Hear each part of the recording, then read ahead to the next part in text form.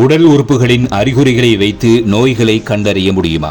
உடலில் தண்ணீர் சத்து குறைவாக இருந்தால் முகம் வீக்கமாக இருக்கும். தண்ணீர் சத்து குறைவாக இருந்தால் இரத்த செல்கள் விரிவடைந்து முகத்தில் வீக்கத்தை ஏற்படுத்தும். கண்கள் வீக்கமாக இருந்தால் சிறுநீரகங்கள் மோசமாக இருக்கிறது என்று அர்த்தம். சிறுநீரகங்கள் அதன் வேலையை சரியாக செய்யவில்லை என்றால் உடலில் சேரும் அசுத்த நீர் வெளியேறாது.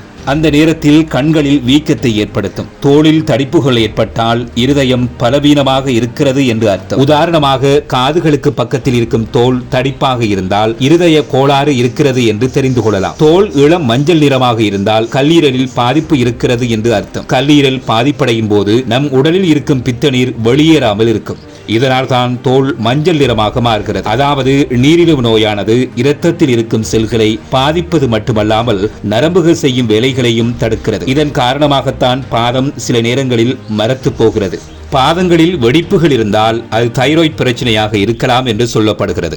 தைராய்டு சுரப்பியானது அதன் வேலையை சரியாக செய்யாமல் இருக்கும் போது பாதங்களில் வெடிப்புகள் ஏற்படுகிறது. இதனை வைத்து தைராய்டு பிரச்சனையாக இருக்கிறது என்று தெரிந்து கொள்ளலாம். உள்ளங்கை வழமைக்கு மாறாக சிவப்பாக இருந்தால் கல்லீரலில் ஏதும் பாதிப்பு இருக்கிறது என்று தெரிந்து கொள்ளலாம். கல்லீரல் பாதிப்படைந்திருந்தால் நம் இரத்தத்தில் இருக்கும் ஹார்மோன்களை அதனால் கட்டுப்படுத்த முடியாது. அந்த நேரத்தில் நம் உடலில் இருக்கும் இரத்தமானது அதிக சிவப்பு நிறமாக மாறிவிடும்.